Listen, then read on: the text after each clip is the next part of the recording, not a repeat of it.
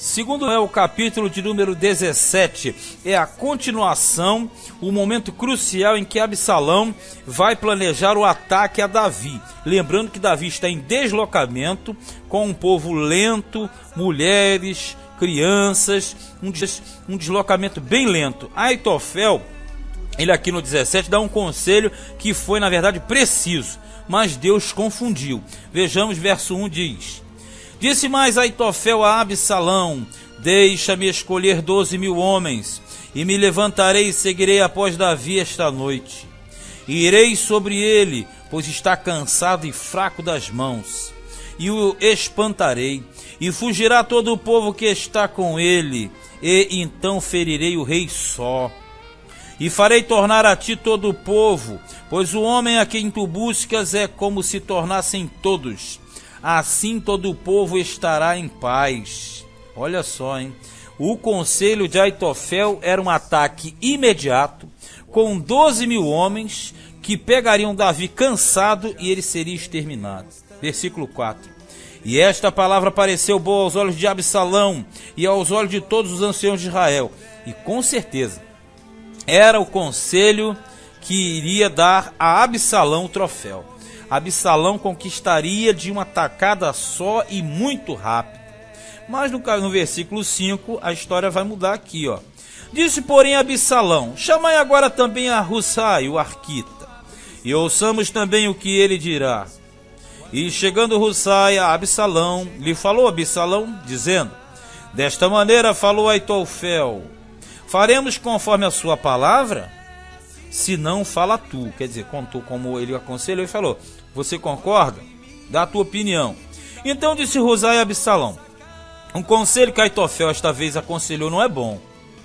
Disse mais Husai: Bem conheces tu a teu pai e a seus homens, que são valorosos e que estão com o espírito amargurado, como a ursa no campo roubada dos cachorros.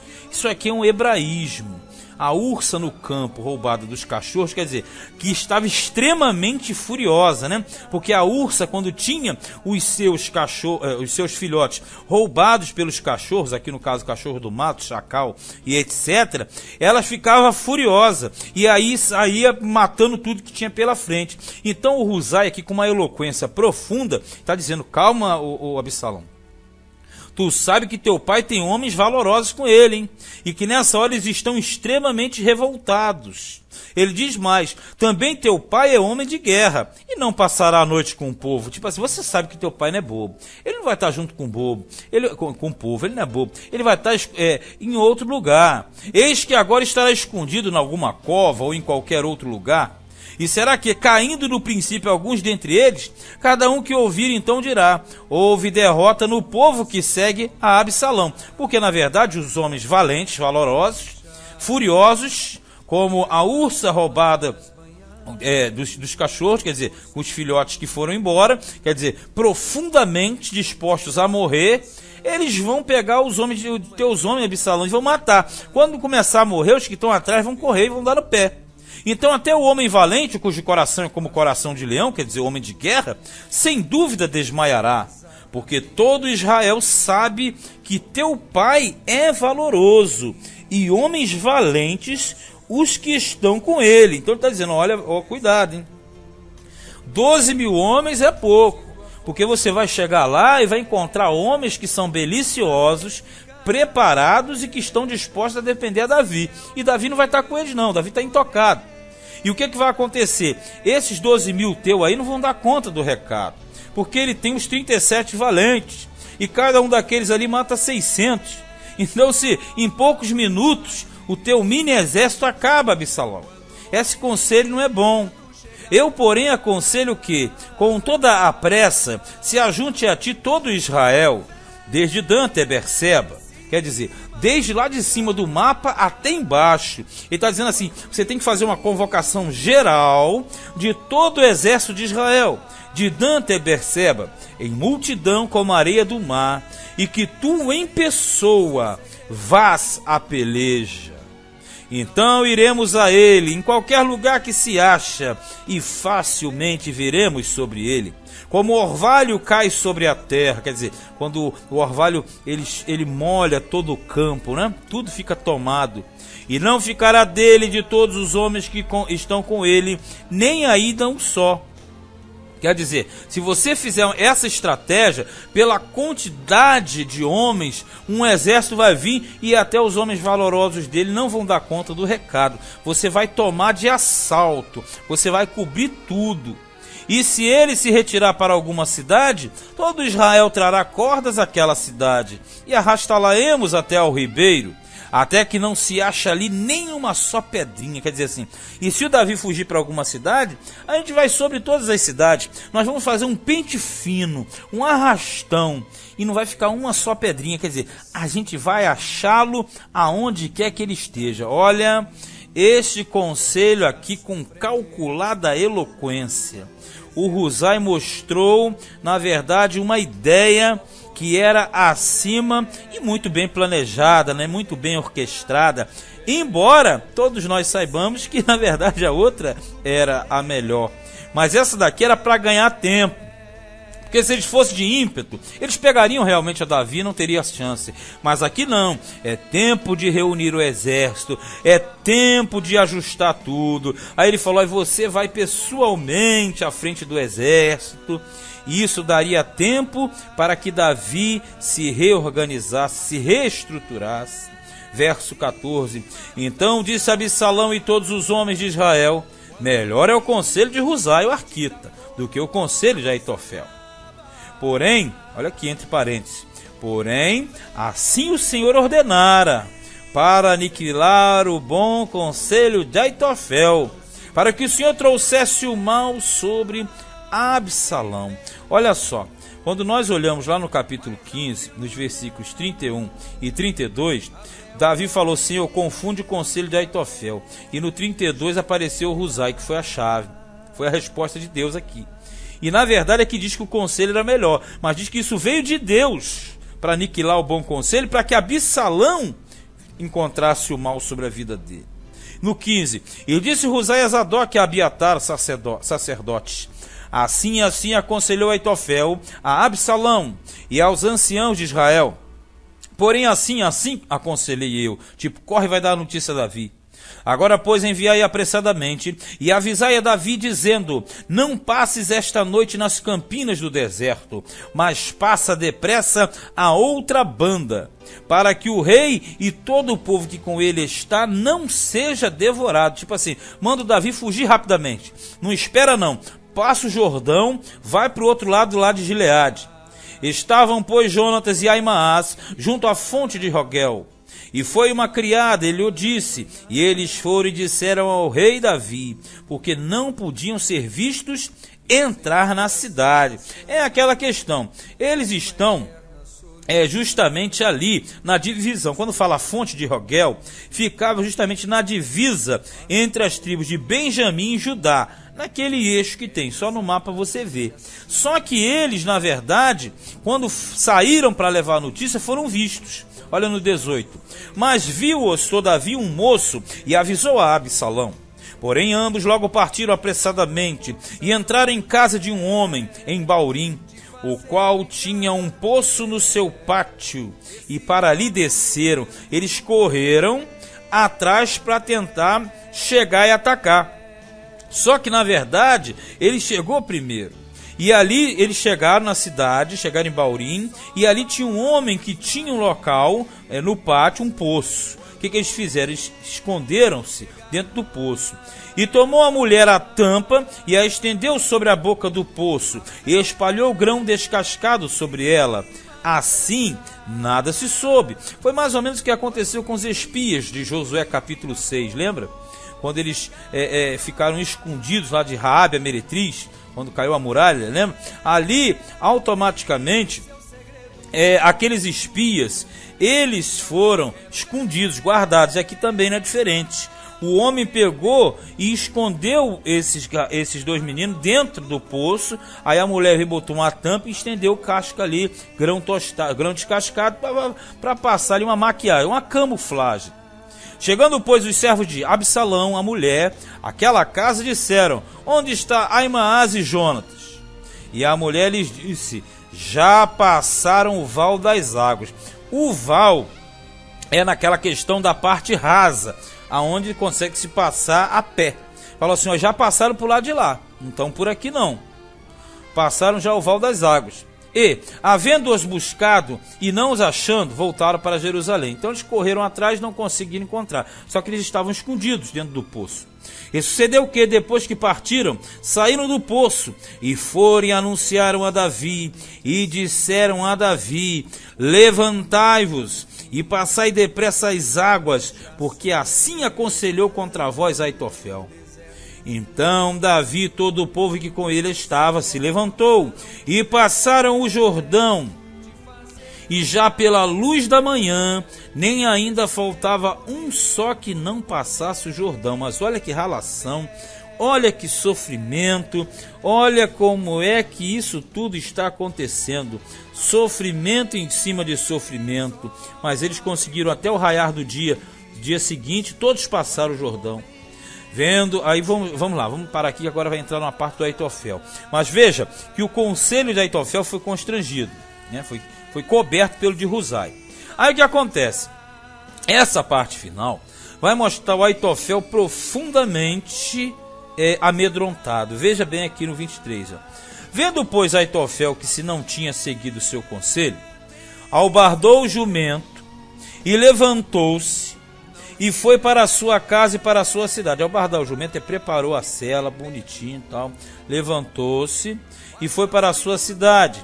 E pôs em ordem a sua casa. Quer dizer, ele foi, pagou todas as dívidas, ajustou todos os seus negócios e foi e se enforcou.